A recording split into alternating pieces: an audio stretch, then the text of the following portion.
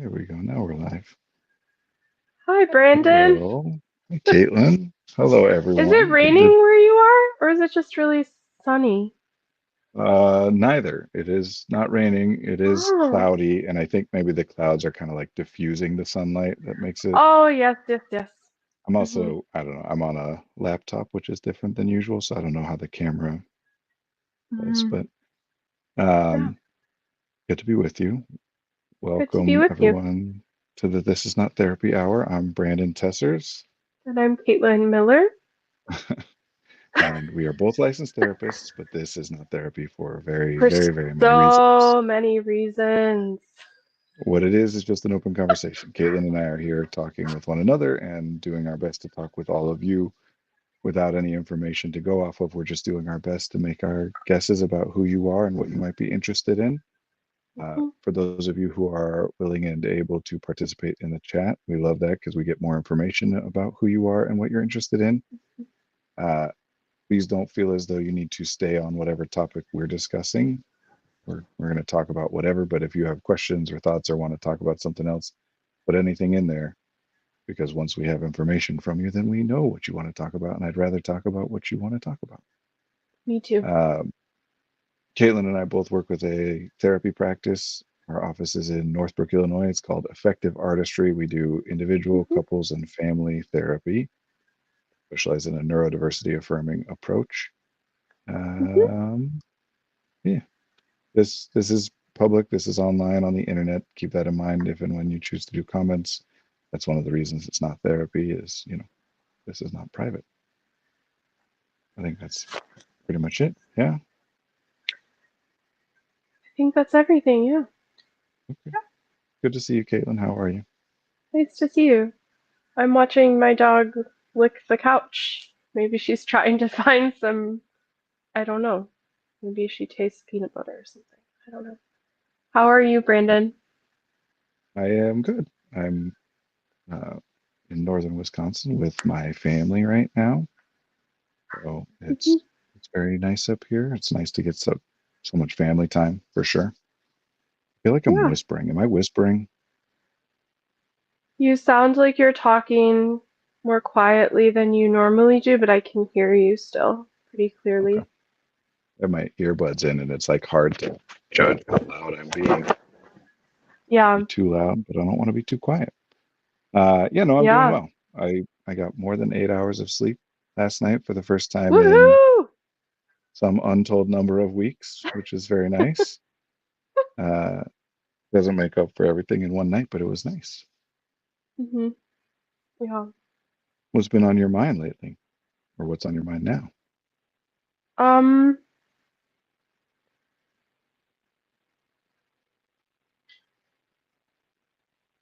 you're welcome to redirect this as like a stream topic, but I was thinking about furthering like next steps in art stuff in my life, but I'm not sure how that's a stream topic. But that was what I was What thinking about this next morning. steps? You talking about like in terms of making money off of it, or in terms of just developing your craft, or Um, both, but this morning I got a text from someone encouraging me to like approach galleries and yeah, but then I get I don't know if this is like a Midwestern modesty thing, but I feel like a lot of people are programmed into like waiting to say they've done something until they've done it, so they're not like I don't know. I don't know. So it feels almost meaning like you don't want to sort tell of like people that braggadocious artists to what? like you, so you're stuck in a loop then where you don't want to approach gallery owners because none of your work is in a gallery yet? No, I'm stuck in a loop where I feel like the more people I talk about it with, the if it doesn't happen, it'll be weird, and I'm mostly just stuck in What do you mean if it doesn't happen? What's the it? um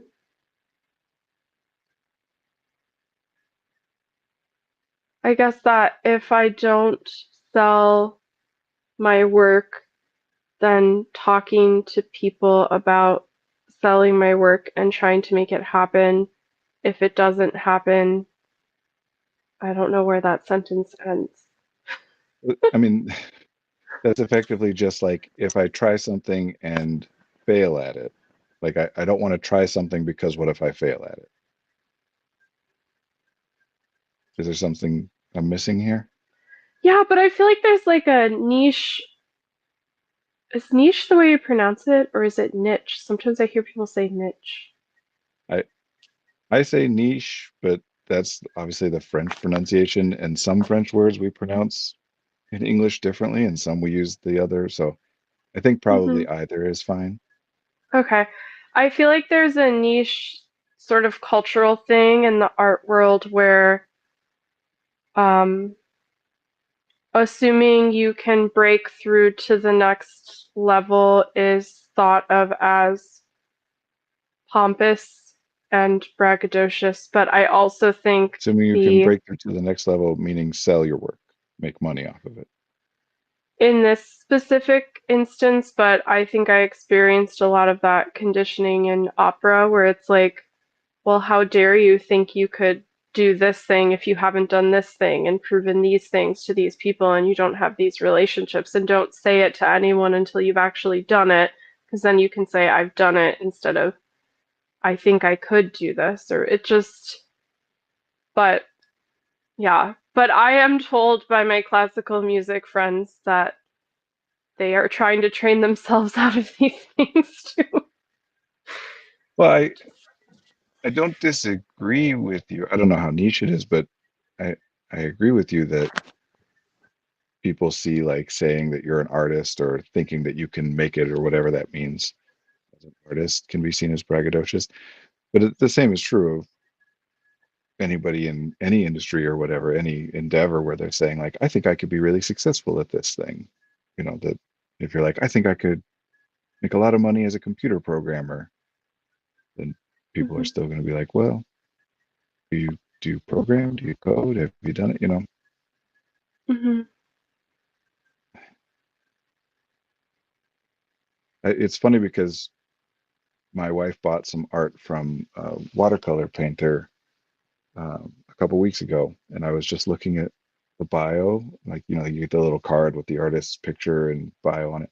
I was just reading it yesterday, and I wanted to take a picture of it to send to you and to the rest of the staff to take a look at.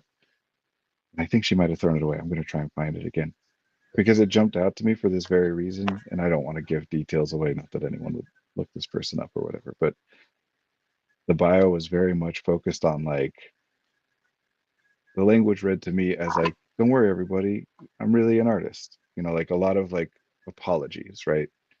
Things like the artist has their master's degree in some other field and 1 year of design school to be like, but don't worry, I got some design training. And like Hmm. they've turned to this passion now that they've finished raising their children. And you can find, they won second place at this art contest a couple years ago and whatever. Hmm. Where like to me, art, especially like you're talking about ceramics, and in this case, it's visual art. Well, who really cares, right? Like if I see a piece and I like the piece, if it's interesting or moving to me, do I care if the artist has a lot of experience or not? Do you? Yeah, the answer to your question is no. I have This, like other things I want to add, but I'm trying to focus on, yeah, no, I don't. uh, I care we more talk, about how it affects me. And right. I like making provocative things. It's very fun. Mm, It it's it depends on what you're doing, right? Like it depends on the specific type of art you're doing changes. But especially when you're Hmm. talking about something that you can put in a gallery where quite literally the art will be there and you will not, then Hmm. to me this is one of those things where it's fundamental attribution error, I would say. Your focus, the artist is focused on why, how presumptuous of me to think that someone would pay money for my work. But The Hmm. consumer doesn't give a crap. They don't know who you are. They're just looking at the Hmm. art. Hmm. And in this case, the gallery owner is kind of an in-between, a little bit of a Hmm. gatekeeper role, but if they think your art will sell, then who cares whether you're worried about it or not? I mean, that's what a gallery owner is interested in, right? They're looking for art that they can sell and make money on. Hmm. If Hmm. you bring them your pieces and they say, this is great, what's the problem?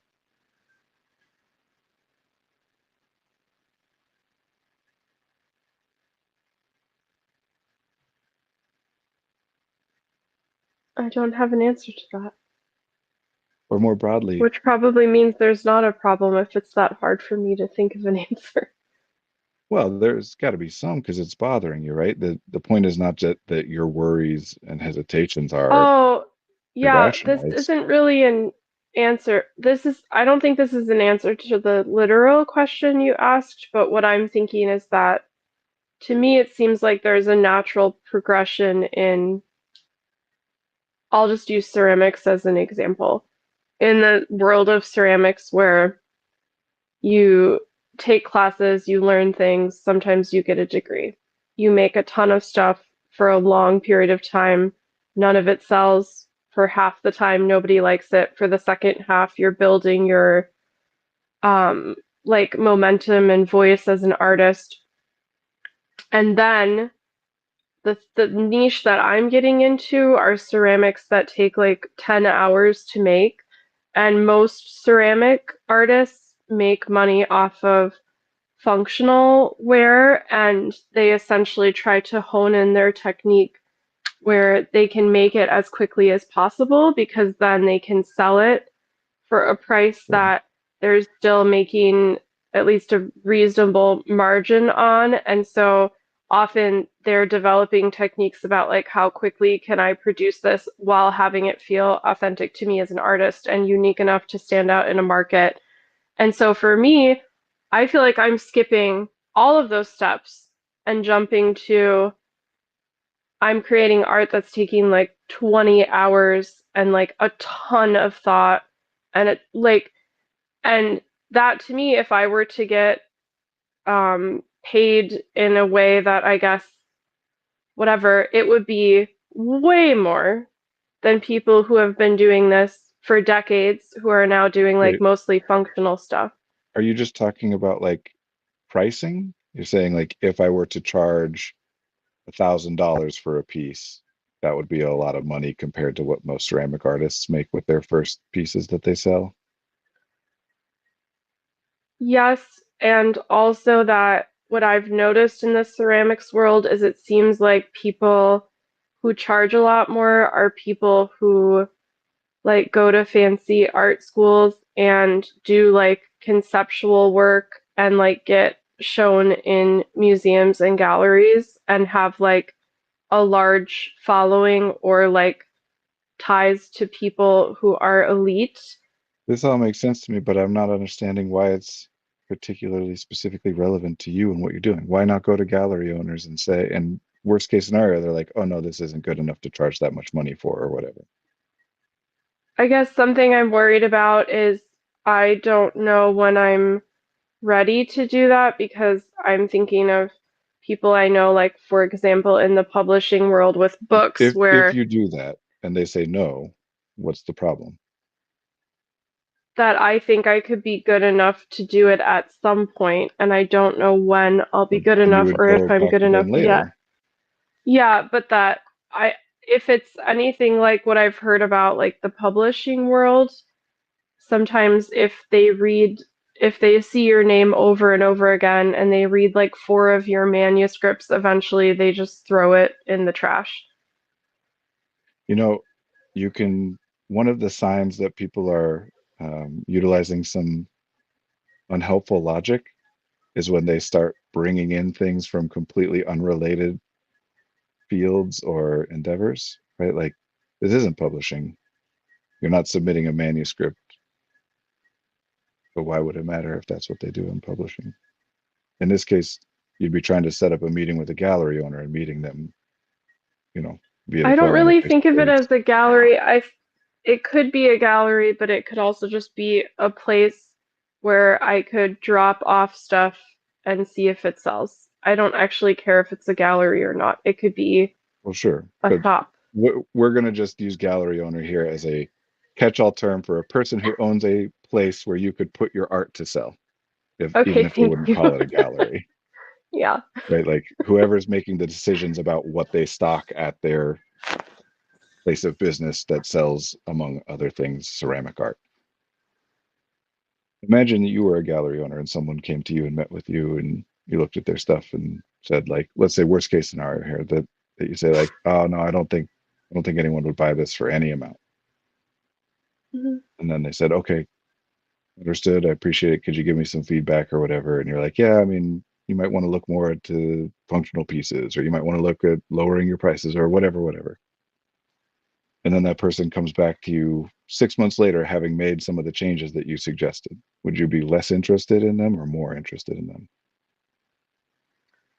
I think if the first meeting, if I was so unimpressed by their work, I would say I'm not interested in meeting with you for the second meeting. But So what to if they answer gave you your some feedback and question, you took that feedback?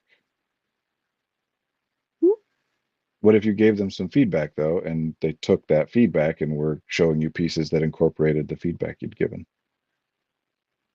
I think I would feel like I had an impact on someone who Well, but would you is be more making interested in ceramics their work or less? more.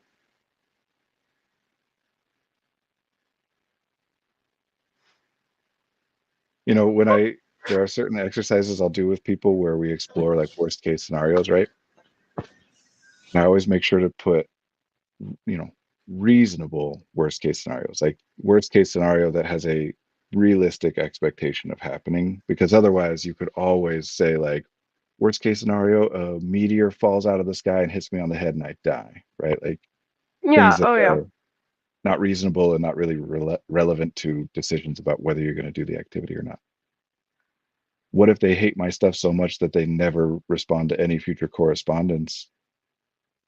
It's one of those things. Like that's always possible, sure. But that's exactly the problem you're struggling with right now, isn't it? That no matter what your art is, and no matter how many other people are like, oh, you should talk to gallery owners, this is great. You could always say, well, theoretically, I might meet with a gallery owner who's so unimpressed by this that they'll never meet with me again. So let me wait. But what? Yeah, and honestly, the points you're making up are helpful to me because sometimes I'm getting a little lost in what could I make that would fit a niche or what could I make at a price point or like all these different things because there's so many roads to go down. So I actually think connecting with someone who sells things at a store or gallery or whatever, a gallery owner, I think that could be really useful because maybe it could be like, because yeah, I feel like it could help me hone in on a niche. Yeah. Sure. And again, worst case scenario, even if they are so unimpressed with your work that they never want to meet with you again, worst case scenario, if you get some feedback from them, right? Like, oh, I appreciate that. Can you give me some feedback? Okay, so you don't go talk to that gallery owner again. I mean, you try, but they don't respond to you again in the Yeah. future. Well, you talk to other ones, and your conversations with other gallery owners are likely to go better because you got feedback from the first. Yeah, I just don't know how many places I could sell anything at. Uh, and So, that is just classic excuse making. I okay. don't know how many places I could sell it at. Means in this case, you're saying it as though what you mean is there are very few places, and so I got to be very careful. But actually, literally, you don't know. There could be dozens or Yeah. hundreds or thousands, and yet you're Yeah. acting and thinking and as though you have very few chances.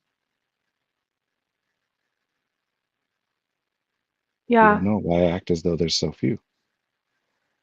Since this is a public stream, I just want to say I am engaging in this exercise with Brandon and it is helpful, but I'm not like, these aren't like opinions that are totally solid and fully formed. And Yeah, Oh, I don't know. what was your concern there? Just because I don't want to like cause you to be uncomfortable or ask questions that you don't want to discuss or whatever. No, I'm actually finding this really helpful. I'm saying things without thinking about them before I say them. That's good. Um, yeah. Um, no, yes, that is true. All right. Say this. To And me, then when art. you talk, oh, go Go ahead, ahead. sorry. Oh, please. When you talked about gallery owners, it's interesting. I found myself, and this happens with clients all the time, like drifting into, okay, I don't even want to talk to gallery owners. What else could I do? While you were like saying things. And then it's interesting because it feels sometimes like playing a game of like hide and go seek about potential things in the future where it's like you get to 50% through the conversation and then the person's like, well, what about this other thing? And then it's like tangents. And then, but one of the things I was thinking, which I thought was interesting, was, oh, well, maybe I can just skip the whole gallery owner thing and sell it myself. But then I was like, no, my pieces are so big and fragile and heavy that I like moving them to a show because everyone says do a art festival, do a show, do a market, whatever. Like honestly, I don't think I would be physically capable of they're so big and so heavy. So, because that's a huge thing But that you people couldn't will say, like, possibly enlist the help or support of somebody else that could help lift these things. well, I guess then I'm thinking, yeah, then it goes back to price. Yeah, Here's the question. interesting. Because I think I want to note that like at no point here have I been saying you should talk to gallery owners or you should try to sell your art or anything like that. I'm not trying to push you into it or encourage you to do it. Do you want to sell your stuff? I would say It's more than okay. 50% of me wants to. I don't know what that means. How does some percentage of you want to and some percentage of you doesn't want to? Um, I feel like I'm not sure if I want to, but I seem to want to do it more often than I don't want to do it. Okay. Let's talk cost and value, accomplishment equation. Because I suspect that maybe part of what you're struggling with here is combining cost and value into one thing. Hmm. I'm saying right now we're just talking about value. Do you want to sell your art? Imagine that the cost is negligible or you can just ignore the cost for now. What will it take? Absolutely, I want to sell my art and I want to perform and I want to Great. art all the So time. then we're just talking about what cost is worth what value, not whether or not you want to do it.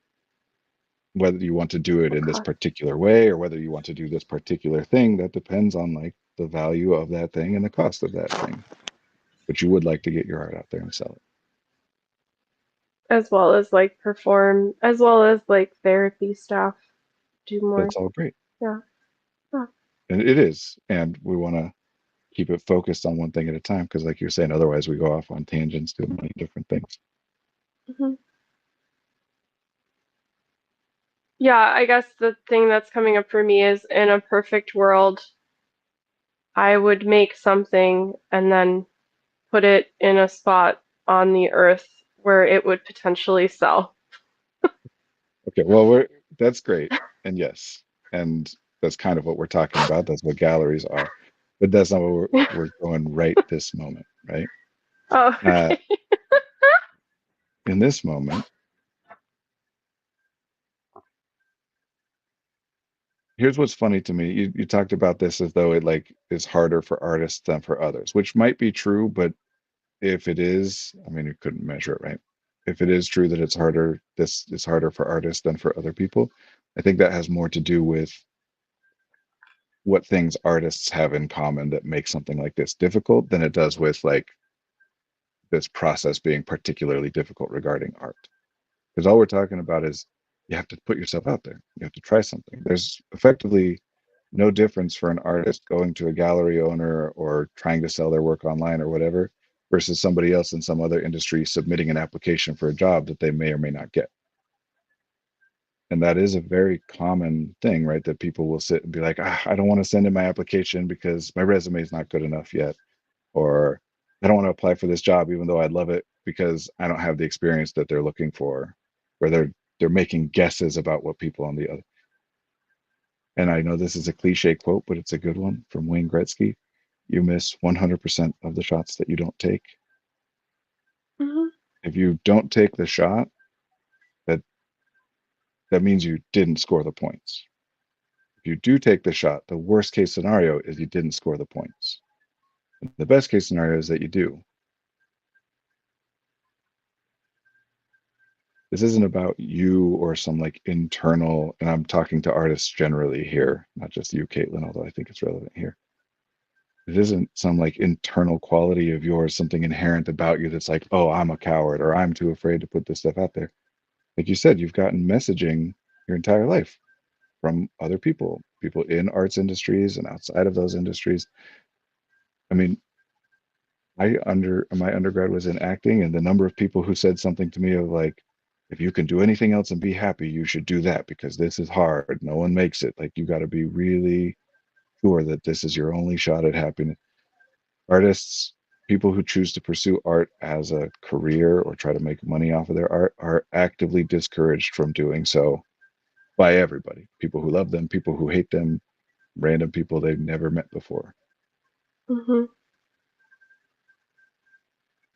At the same time, we've got, Elizabeth Holmes, Theranos. I don't know if you know that reference, Caitlin. Mm-mm. Theranos was a tech company that raised like hundreds of millions of Oh, dollars. that person. Yes, yes, yes. Woo. And the whole thing was a lie, right? Yeah. So in other industries, we're telling people fake it till you make it. Why not artists? Do you have an answer to that? It would be fascinating. I mean, I have theories about it, but it's just cultural theories and stuff. What are your cultural theories? Or am I derailing it now? I'm sorry. No, it's fine. I think it has a lot to do with the fact that we assume, so this happens with the helping professions too, teachers, educators, therapists, medical professionals, whatever, where the cultural conversation around those fields is those are things you do for passion, like, and therefore we associate it as part of your identity, right? That you have no choice but to be an artist. Like I said, people Hmm. literally, if you could do anything else besides this, go do it. Whereas if we're talking about like finance or construction or the trades or whatever, generally people are talking about it as though like, oh, that's a good job, you make a good salary or whatever. Not like, oh, you must have a real passion for being an accountant. Not Hmm. that people don't, but we don't talk about it that way. Hmm. If, for example, if you're at a cocktail party and you say, oh, people, what do you do? I'm an artist. Oh, well, now they want to talk to you all about your art, right? Like as though it is a major part of who you are. Oh, exactly. Where if you say, oh, I'm an accountant, they're like, oh, cool. And they might ask where you work or a couple other questions, but they're not going to they're not going to be like, oh, you know what? I used to be dabble in accounting when I was younger. And I always thought, like, so, That would actually be a fun, like, 5 minute, like, short to, like, have, like, a cocktail party where, like, half of them are artists and half of them are accountants. And then the artists are like, oh, I dabbled in accounting since I was 5 years old and I won an accounting competition. And then I was told by my accounting teacher that my life's passion should be accounting. yeah, I have had the conversation many times with people who said like, "Oh, I really loved acting. I wanted to go into that, or I loved music. I wanted to go into that, but I thought it was important to pick something kind of stable where I could make good money and whatever." Hmm. It's these interesting little language choices because Yeah. people can make good money in the arts too, but we think of that as rare, which, I don't know exactly what definition we'd be using rare there, but it seems true enough that like if you take all the people who say that they would like to be an artist and then the number of people who make good money, in that field. It's a very small percentage, but part of that is reinforced by the thing of like we dissuade people from doing it, right? Like if 100 people all said they wanted to be an accountant, and then we dissuaded them, we discouraged them from pursuing that, and 98 of them chose other fields to study or other things to go and do, and only 2 of them stuck at it. And then we say, oh, only 2 out of every 100 people who want to be an accountant end up making any money at it.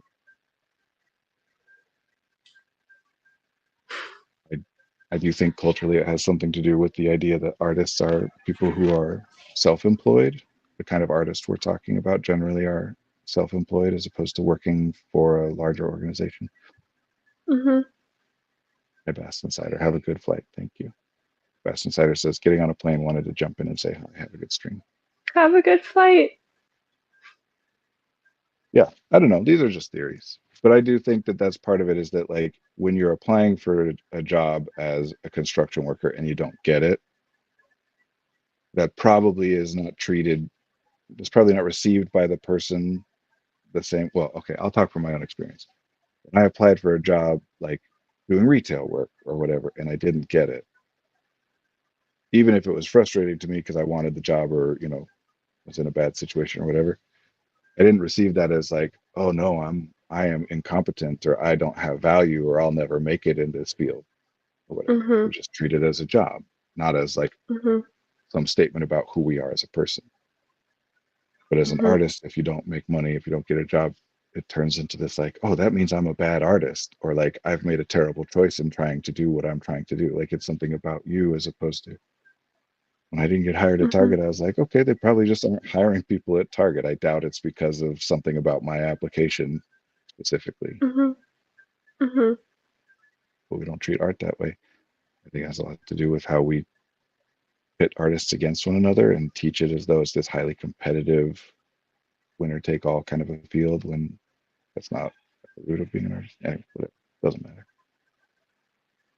Maybe it does. I don't know. I think it's interesting.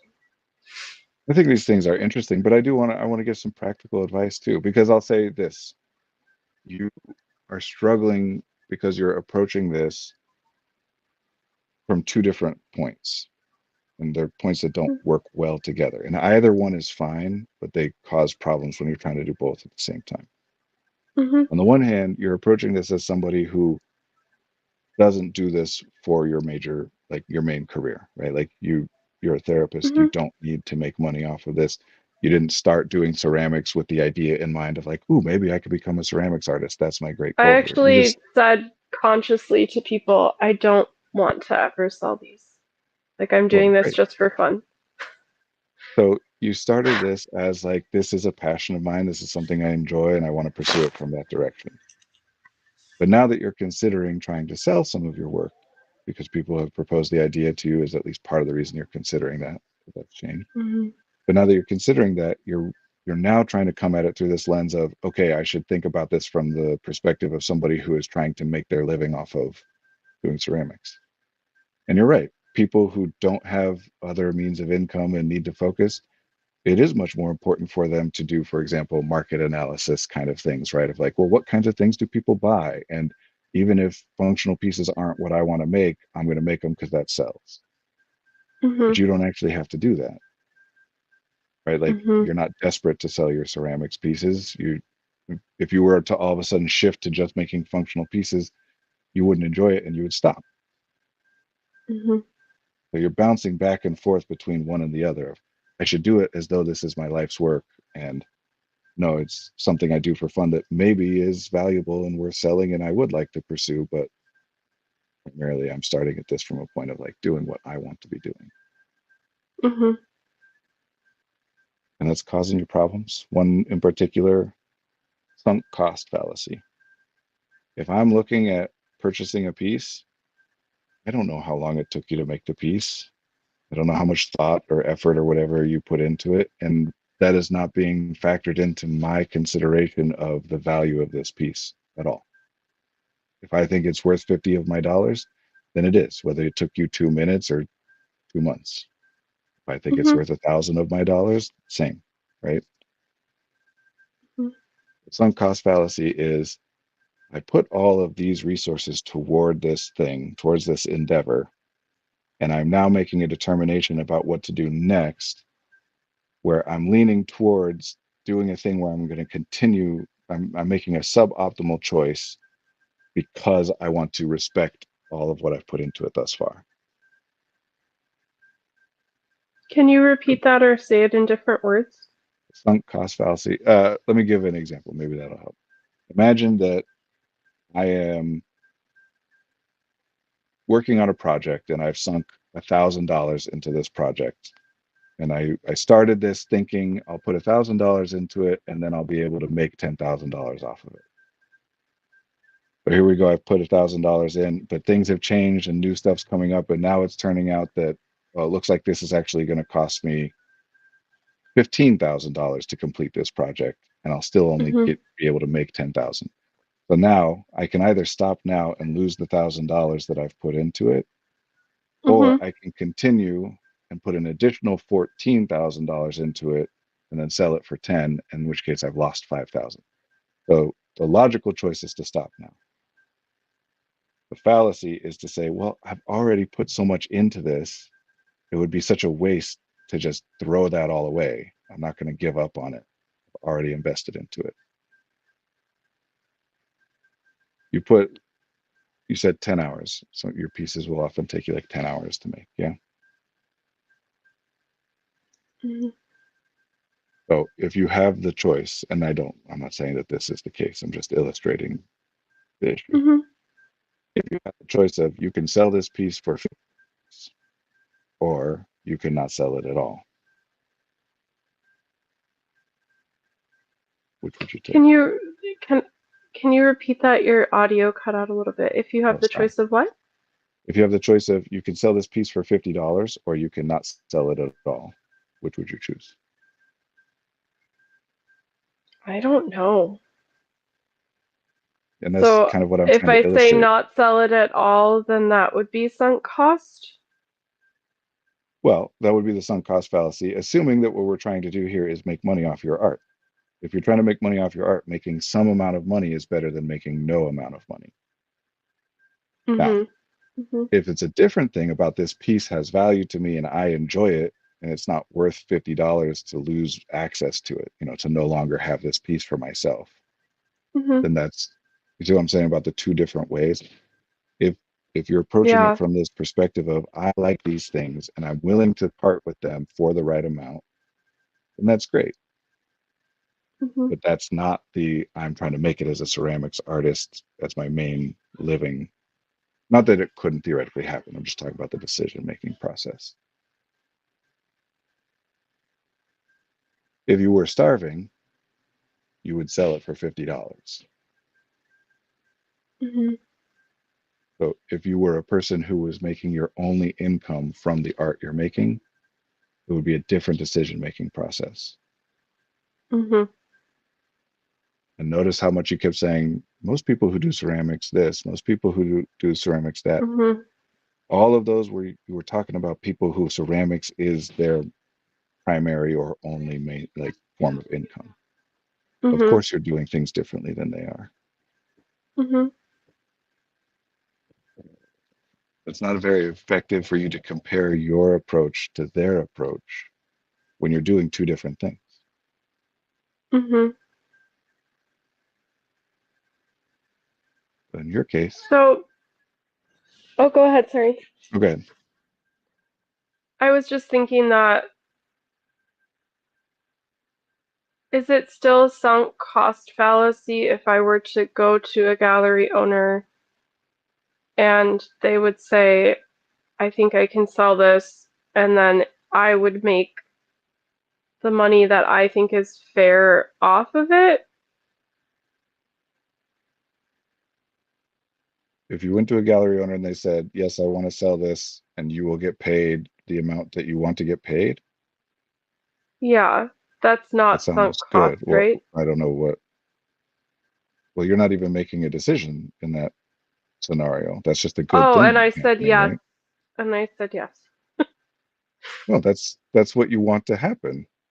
Saying yes to what you want to happen isn't a fallacy. Sunk cost fallacy would be if you went and they said, I can sell it, but the price you're saying I can't sell it for. And you say, well, no, I'm going to walk then. I don't want to sell it for the Oh, price okay. that you're suggesting. And Okay.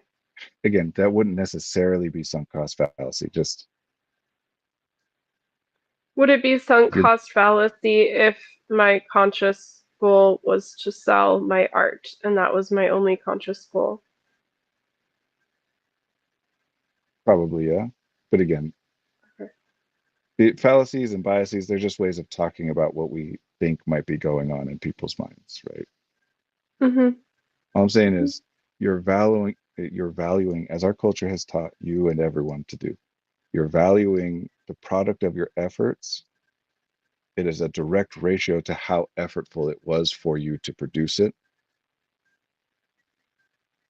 The harder you work on something, the more you'd want to charge for it, which makes sense, given that's how our culture talks about everything, right? We are hourly or salaried employees. We're paid for our time and our effort, not for our the outcome of our labor.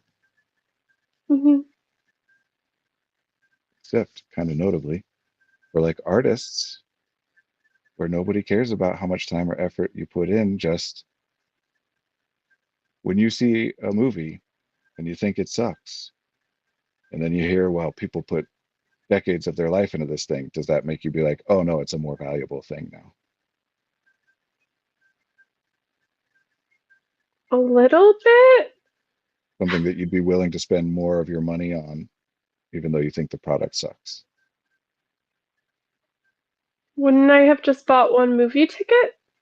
All right, but would you buy it again now that you found out how hard everybody No. worked on it? Would you buy the DVD, or, No. would you buy the person's Nope. next album because of how hard they worked on the one that you didn't like? Nope.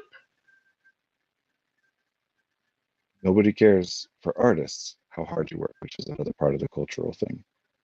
And artists, because we're still raised in this culture, we tend to get out there and want to talk to people about, like, look how hard I'm working. Don't think that this is all just fun for me. I'm working very hard, because our culture teaches that hard work is the valuable thing, not the result, but the fact that you've worked hard at it, which is ridiculous. It's not how it actually works. It's useful in a lot of cases, especially with the structure of a lot of our corporations. It's very useful as a way to say, like, how exactly do we find what, how do we exactly do we define what portion of our revenue we could attribute directly to your specific efforts in this large group endeavor? Like, we don't really know. So instead, we're just kind of doing our best to say, this is how much we think this role is worth. And you're doing your best to say, oh, that's good, I'll take that. Right. Yeah, KPIs always make my eyes roll. And whatever, people are doing their best. It is really tricky when your company is something like, I don't know, you make and sell widgets. Like, how exactly do you quantify how much the head of HR contributed to your ability to do that? So Yeah. this is part of where, and free market is different from capitalism, although we live in free market capitalist society.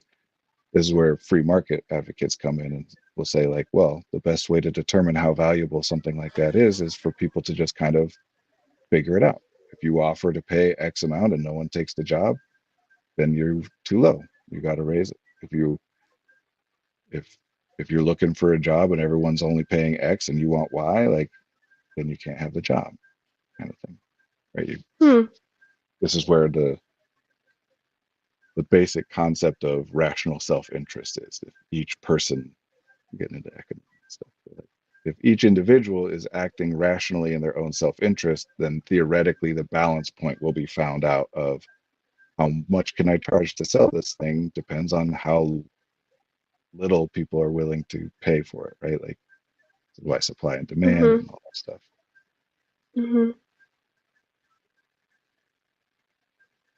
One of the steps that you're talking about skipping at the beginning there is selling your valuable art for little amounts of money, because having sold a piece, even as if it's for $50, is having sold a piece. That's, you said, right? Like, you spend a lot of time making stuff nobody will buy, and then you start getting some things in there. Typically Mm-hmm. it's, yeah, it's easier or more likely to work if you enter at a low price point and say, here, pay me 20 bucks. Hey, I'm a professional ceramics artist. I have sold a piece, you know. Ah! But if you start with like, yeah, I'm not selling anything for anything less than $1,000, it's not that that won't work, but your market is a lot smaller. This is Mm-hmm. what I'm getting at. By mixing up art as an industry with art as a passion, it muddies the water. Like no one would tell the accountant, don't take that entry level position for that entry level salary because you're more valuable than them. Even if we think they're more valuable than them.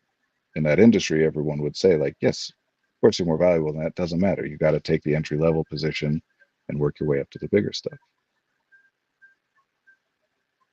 But with artists, our cultural narratives are around like, oh, they got their big break. They went from nothing to stardom, whatever, as though you don't have to work at it and pay your Mm-hmm. dues like they do in other industries, which does happen. Those aren't lies. But the vast majority of working artists are not like the rich and famous artists, just like the vast majority of people who work in business are not CEOs making hundreds of millions of dollars a year. Mm-hmm. Mm-hmm. What are you thinking about anything I'm saying here? I don't know if I've lost you completely. I was wondering if it would be possible to have it be a like passion and like I was wondering about could you bridge both worlds? Yeah, you can do it as a hobby and do it for fun and then start selling it and maybe even get into a place where it's selling for a lot and becomes so much that you can drop everything else you're doing. That can happen, of course. Oh no, sorry. That's okay. That's maybe where I was getting lost. Um, hmm, In practical terms, for you right now, maybe this will help clarify your question, but if not, interrupt me and tell me what it is. yeah. Artists, more than most people, especially artists who create like something physical, rather than performance artists. But artists, more than maybe anyone, understand if you sit around trying to figure out the best plan before you try anything, you just don't do anything. If Mm-hmm. you looked at a lump of clay and were like, what should I make this? Where should every little nook and cranny be, and every slope and every indent and whatever? You would just Mm-hmm. never start. You just got to get going, right? And it's the same thing on the business side of it. How are you going to know what gallery owners are looking for until you go and talk to a gallery owner? Mm-hmm. How are you going to know what price people would be willing to pay for your art until you offer it for sale? Mm-hmm. So, not that I know the answers to those questions, but I do know that you'll find them out by trying stuff. Mm-hmm. But the way that you phrase things at the beginning here, and this is super common with artists, but also just people generally, you can have two primary goals, one or the other. You, you can want both of these things, but they can't both be your primary goal. You can want to accomplish the success outcome, like you can want to acquire or achieve the success, or you can want to avoid the failure. Mm-hmm. And the language you were using at the beginning about how it's weird or embarrassing or whatever to tell people that you're going to do it and then try and it doesn't work indicates that where you're at right now is that avoiding the failure is the more important thing. And that's okay. This is not me critic. That's fine. Mm-hmm. Mm-hmm. But you just want to acknowledge that to yourself of like, okay, I will switch and I will start doing these other things at the point at which I recognize that my primary goal now becomes to accomplish the success rather than to avoid the failure. If Mm-hmm. if you're unwilling to risk failure in order to get a chance at success, this is a general statement, right? All specific things have Yeah. specific, but Yeah. it's a general statement. If you're unwilling to risk failure in order to have a chance at success, and that just tells you you're at a point where your primary aim is to avoid failure, which is fine. You don't need to be judged for that. Mm-hmm. But if and when it becomes that your primary aim is to accomplish the success, then you'll be like, well, who cares if it's a 98% chance of failure? A 2% chance of success is better than a 0% chance of success, which is the chance I have if I don't try at all. Mhm. Yeah. That makes sense. What are you thinking? Mhm. Um, I was a little distracted by my dog and then by the time, and then I was thinking, is there a way to convince myself to get to the risking failure to try to be successful than valuing avoiding failure? Because I was like, when you were talking about going from one state to the other, it was like, what conditions make one state more likely than the other? As in, like, is there a way to Oh, move from one state to the other? well, those are two different questions. But, but like Hmm. one thing that is a condition that would make it more likely that your primary aim is to avoid failure than to achieve success is that you don't need it, right? Like if you're fine without the success, then you're more likely to prioritize avoiding failure. If your Hmm. life is in a state where without the success you're in trouble, then you're going to be taking every shot you got. That's one. What are less stressful versions? Well, other things are not about characteristics of the individual, but about the endeavor. So, like, if there's something where the failure outcome is death, then yeah, you're going to prioritize avoiding that over accomplishing making however much money, right? Hmm. I'll give Hmm. you an exercise that I use for that real quick. I call odds and stakes. That we look at the odds and we look at the stakes. If if you give me a game that I can play where it's a 50-50 chance I win, and if I win $1, and if I lose $1. Like I might play it, I might not, because it's same either way. I don't see it as something that's going to cost me money over time or gain me money over time. So if it's fun to do, I'll do it. Hmm. But if you shift those odds to 51% chance I win $1, 49% chance I lose $1, well, now I'm going to play that as much as I can, because over time I'll win more than I lose. Hmm. And well, if you flip it the other way, 51% chance I'll lose, 49% chance I'll win, then no, I'm not playing the game anymore unless it's fun enough to play to me to be worth knowing that I'm going to lose money over time. This is like actual Hmm. gambling stuff, right? Hmm. There's a chance of success, but on the whole, you know you're going to lose over time because the odds are not in your favor. Hmm. That's the odds, and we can shift the odds up and down, and that's where people tend to focus more, right? Like, what's the chance that if I go talk to a gallery owner, they'll actually say, "Yes, I'm going to put your stuff in here." That's the odds. The other is the stakes. So go back to Hmm. that initial game, 50-50 chance win lose. And if the stakes are the equal, win $1, lose $1, fine. But if we change the stakes to if I win $1. If I lose $2, then no, I'm not playing the game. The odds stayed the same, but the stakes now changed so that it's not worth playing that game. Hmm. So that's a big part of what plays into this stuff too. It's not all about whether an individual wants it or is nervous or whatever. If the stakes are, if you go meet with a gallery owner and the stakes are you succeed, you get your stuff in their gallery, maybe you make some money. But if you fail, you die. Well, no, you're not doing that. Doesn't matter if Hmm. someone tries to convince you, even if you believe you have a 95% chance, 99% chance of success, the stakes are not worth it. Hmm. So, what we can do sometimes, depending on the person, thing, is we can clarify the stakes.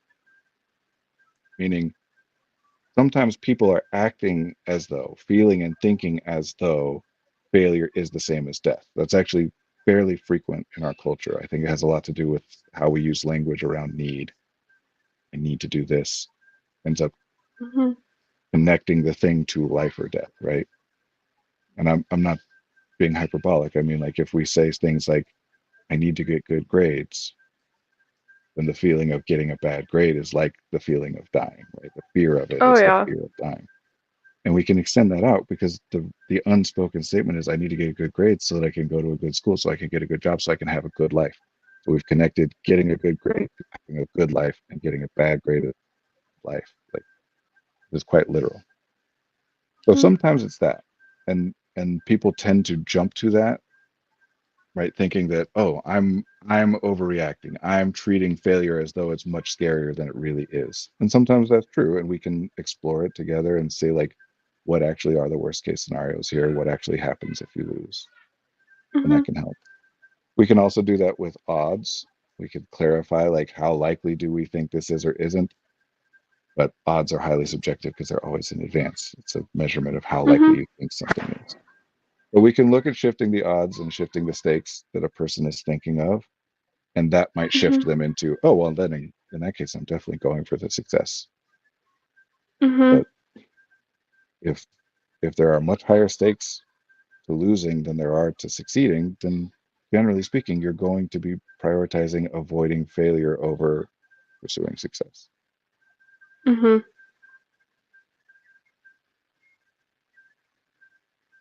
That's very useful. Thank you. But a lot of this is just stuff that will happen someday. Who knows how? Who knows why? But there will come a day where you're like, you know what? I don't care anymore. This is a very common, like, as people get older, they'll look back and be like, I don't know what I was so afraid of. I don't know why I hesitated. Like, I will say, why didn't I go play out at, at open mic nights and bars and whatever with my band more back when I was at the time? I was very concerned we're not ready. We don't have the songs that we need yet and whatever.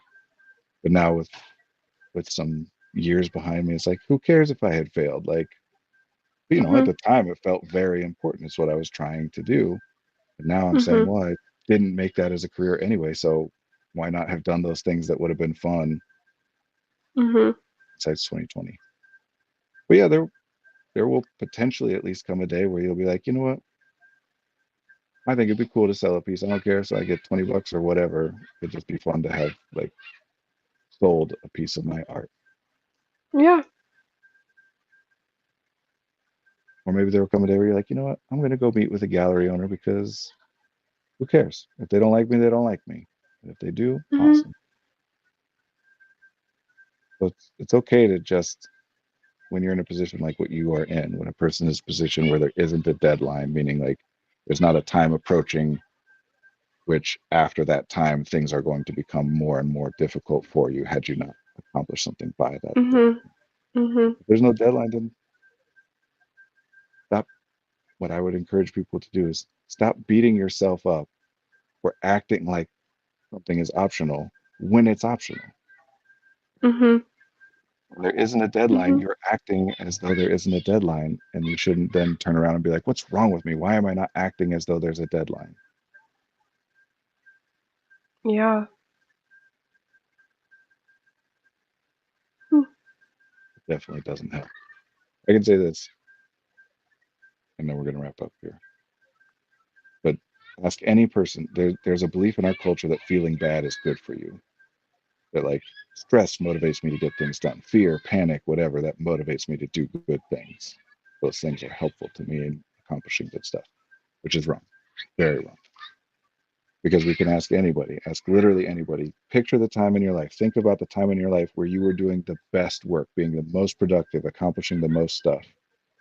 Were you feeling really great, or were you feeling really terrible?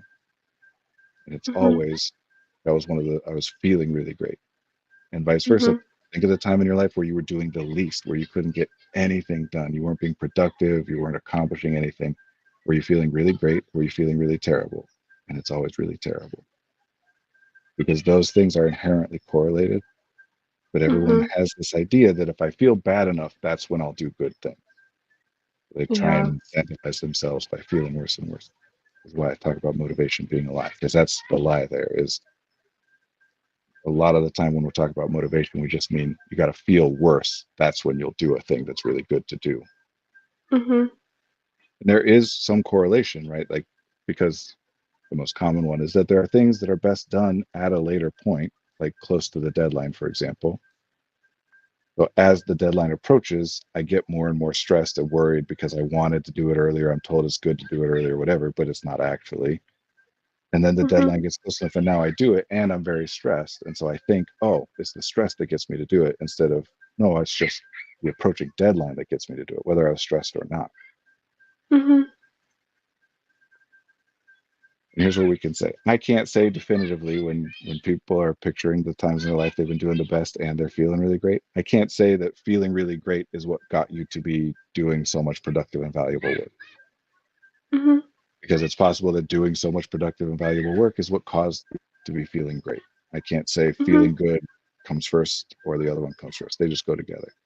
But here's what I can definitively say. Feeling worse doesn't help.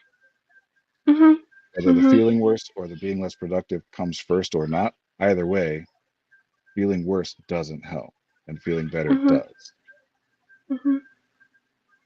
So anytime people say things, and you'd be surprised, not you probably, Caitlin, but people would be surprised how often people would be like, no, I need the stress. I need to feel bad. I need to know that there's stuff I have to get done and that I'm failing at. Try and take that away from me. It doesn't help. But literally, we know what stress is. We know what it does to the body. It's an actual physiological thing. It doesn't make anything any easier, Mhm. especially not when emotions involved. Anyway, we're gonna wrap up. I feel more clarity around this, and I appreciate it, and I feel like I can apply it to other things too. Cool. Good to be with you. Yeah. Good to be with you Yeah. all. Be here again next week, and be well. Yeah. Okay. Bye.